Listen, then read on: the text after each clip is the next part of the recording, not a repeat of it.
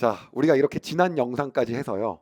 우리는 열두 사사를 하나님께서 어떻게 역사하셨는지, 그리고 이스라엘이 어디까지 나락으로 떨어졌는지에 대해서 한번 보았어요. 오늘 이 시간에는 그 12명의 사사를 제가 또 제2 성향이기 때문에 한번 정리를 하고 마무리를 한번 해보려고 합니다. 그래서 많은 분들이 생각할 거예요. 난 아직도 12지파도 못 외우고, 그리고 12제자도 못 외우는데 12사사가 웬 말이냐. 그러나 여러분, 기준을 높이고 나아가시기를 부탁드리겠습니다. 자, 한번 가볼게요. 여러분, 저와 함께 하면 되게 쉬운 거 알죠? 제가 다 쉽게 설명해 드리니까 또 걱정 마시고 잘 따라오시면 좋겠습니다. 자, 첫 번째 사사는 온니엘이었는데요. 가장 사사다운 사람의 표본이었어요. 그래서 온니엘은 유다 지파였고요. 여기 메소보나미아라고 나오는 건 개역개정 버전으로 쓴 거고, 우리가 쉬운 성경에서 메소포타미아라고 나왔었죠. 그래서 여기 구산 리사다임 왕 시절이었고요. 속박 기간은 8년이었고 사역은 무려 40년 동안 했습니다. 그리고 특징을 보자고 한다면 갈렙의 조카이자 갈렙의 사위, 왜냐하면 딸 악사하고 결혼을 시켰기 때문에, 그래서 조카였고요. 그 다음에 이스라엘 최초의 사사였다라고 하는 특징이 있었습니다. 그래서 여기 지금 보게 되면 메소포타미아의 그러한 지배에서 하나님의 도움으로 인하여서 구원자 역할을 했던 온니엘 사사 첫 번째였고요. 그다음 두 번째부터는 누구냐면 에훗하는 순간 여러분이 떠오르는 게 있을 거예요. 바로 뭡니까? 여기 보게 되면 왼손잡이죠. 그래서 모압 왕 에글론 하면 굉장히 뚱뚱했던 왕이었는데 오른쪽 허벅지에다가 칼을 집어넣고 꺼내서 찌른 다음에, 그리고 나서 완전히 어디에서 모압의 통치에서 구해되죠. 그래서 베냐민 지파의 에훗이었고요. 속박 기간은 무려 18년이었고요. 그 후에 80년의 사역 기간 동안에 에훗이 사역을 하게 됩니다. 그래서 왼손잡이라는 걸 보여준 이유는 뭐였냐면 하나님이 하셨다는 거죠. 당시의 사람들의 생각 속에서 왼손잡이가 뭐를 해? 왼손잡이는 좀 떨어지는 거 아니야가 아니라 하나님이 하셨다는 걸 보여주기 위해서 하나님 또 왼손잡이를 들어 쓰신 거죠. 그리고 그런 이유로 인해서 유다 지파로 추정되는 삼갈인데요. 삼갈은 블레셋 지배였거든요. 근데 속박기간과 사역기간은 안 나와요, 성경에. 그러나 여기 뭐가 있었냐면 소모는 막대기로 블레셋을 물리치죠. 이건 뭡니까? 역시 하나님이 하신 거죠. 왜 삼손도 당나귀 뼈입니까? 당나귀 뼈가 뭐 특제뼈입니까? 칼보다 더 셉니까? 아니에요. 누가 하셨다는 거예요? 하나님이 하셨다는 거예요, 사실. 그래서 두 명의 이어진 사사는요, 하나님께서 이들의 압제 가운데서 구하셨다는 걸 보여주는 겁니다. 사사의 힘이 아니라. 그리고 이어지는 사사가 누굽니까? 드보라였죠. 드보라는 에브라임 지파였고요. 가나안 왕 야빈. 근데 야빈보다 더 떠오르는 게 야빈의 군대 장관급에 해당했던 누구였습니까? 시스라가 있었죠. 시스라가 철병거를 갖고 있었죠. 꼼짝 못했는데 이 여사사인 드보라가 바락과 협력하여서 물리치죠. 바락이 같이 가자 그래갖고. 그런데 결국은요, 바로 그 예언대로 어떻게 합니까? 시스라는 야엘이라고 하는 여인에 의해서 죽임을 당하게 되죠. 그래서 이 드보라의 예언대로 속박 기간은 20년이었고요. 그 위에 40년 동안의 드보라가 사역 기간을 갖게 됩니다. 그러면서 당시에 무슨 여자가 뭘 할 수 있어라는 것이 아니라 하나님이 함께하면 누가 하더라도 할 수 있다라는 것을 보여주신 거예요. 그래서 저는요, 하나님께서 왜 도대체 다윗의 족보를 그렇게 말도 안 되게 만들었냐, 기생 라합도 그 안에 껴있고, 그 다음에 무슨 모압 여자 룻도 껴있고, 거기에다가 그 며느리인 다말과 결혼한 유다 껴있고, 막 별의별 나온 게 뭐냐면 다윗이 대단함을 보여주려는 게 아니에요. 이러한 족보에서도 누가 함께 하시면 하나님이 함께 하시면 한다는 거예요. 계속해서 똑같은 이야기를 하고 있는 거죠. 그리고 동일하게 이어지는 뭡니까? 기드온까지도 같은 얘기였어요. 기드온은 므낫세 지파에서도, 그렇죠? 가장 약한 지파에서도 계속 그 집안에서도 더 못난 게 기드온이었는데, 그 미디안의 지배에 있을 때 기드온을 통하여 하나님이 몇 명을 뽑습니까? 300명을요. 그 이유는 하나님이 하셨습니다. 너희가 자랑하는 거 원치 않는다. 너희의 자랑을 원하지 않는다. 그래서 승리를 거뒀죠. 무려 40년 동안 사역했고요. 그리고 속박 기간은 7년 있었습니다. 그런데 문제는 마지막에 뭐예요? 돈이 생각나. 금 좀 갖다 줘. 그거 갖고 뭘 만듭니까? 에봇을 만들죠. 사람들이 그것을 우상으로 숭배하게 되죠. 그리고 자식 중에서 아비멜렉이 있었는데 기드온의 남은 자를 싹 다 뭐합니까? 다 죽이죠. 요담 한 명을 제외하고 다 죽입니다. 그리고 야심을 드러내지만 결국 세겜 지역에 있는 사람들, 자기의 그 처가의 세력을 동원해 갖고 하지만 본인도 결국 죽게 되는 걸로 비극적으로 끝이 나게 됩니다. 이러면서 하나님이 함께 하시지 않으면 할 수 없다는 걸 보여주는 이 사사가 끝나고요. 여기 지금 나오고 있는 이 약간 노란색하고 이 민트색의 차이 뭡니까? 이게 바로 이 신학자들이 구별하고 있는 대사사, 소사사를 이야기하는 겁니다. 돌라에 대한 특별한 이야기는 성경에 별로 없지만 사역 기간은 23년이었고요. 그리고 이 기간 동안 이사갈 지파, 우리가 보고 있고요. 그 다음에 야일, 므낫세 지파였고요. 역시 야일도요. 아들 30명과 30개의 성읍 같은 이거밖에 나오는 게 없죠. 그리고 우리가 보았던 입다요. 입다는 갓 지파로 추정을 합니다. 왜냐하면 성경에 갓 지파라고 안 나와서 그래요.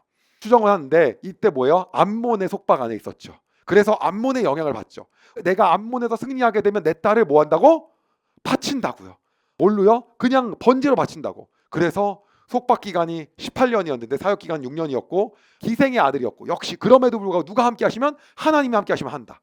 큰 승리를 얻었으나 그릇된 서원을 하여서 자기 딸을 하나님께 제물로 바치게 되고 마지막에는 동족 상잔의 비극이 에브라임 지파와 생기면서 비극적인 그러한 뒷스토리가 이어지게 되죠. 그리고 나서 이어지는 소사사 3명 입산과 엘론과 압도는 전부 다 뭡니까? 30명의 아들을 두어 그들을 위하여 타국의 여자 30명을 데려오고 딸 30명을 타국으로 시집을 보내고 전부 다 본인이 원하는 거 다 하고 누릴 거 다 누리고 권세를 누리고 여기 뭐예요? 엘론은요 10년 동안 이스라엘 다스리고 스불론 땅에 있는 아얄론 성에 묻혀왔고 이것이 본인의 이름으로 된 성, 본인을 드러냈을 거라고 추정하는 사람들 있잖아요. 그렇죠? 역시 마찬가지죠. 압돈도 아들 40명과 손자 30명 70필의 낙이 우리가 이거 어떤 겁니까? 남긴 거 자체가 없는 거예요. 그냥 남긴 게 이건 거죠. 우리가 이렇게 보게 되면서 무려 3명의 사사가 기간도 짧지 않아요. 이 기간 동안에 3명의 사사에서 할애된 절은요 성경의 8절 이게 단 거죠. 그래서 우리가 모세랑 비교하면서 우리가 어떻게 남겨야 될 것인지 우리의 삶을 어떻게 살아가야 될 것인지에 대해서 이야기를 했었고요. 그 다음 마지막은 삼손. 모든 걸 자기 멋대로 다 했죠. 그랬는데 하나님의 영이 그하고 함께 했어요. 그래서 중요한 건 우리 멋대로 해도 하나님의 영이 우리와 함께 하면 된다. 그게 아니라 그렇게 해석을 하면 안 돼요. 이거 속박 기간 40년이었는데 하나님이 블레셋에서 삼손을 통하여서 하나님이 하실 일들을 보여줬어요. 하나님이 원하시는 것들을 하기 위해서 삼손을 그대로 두신 거예요.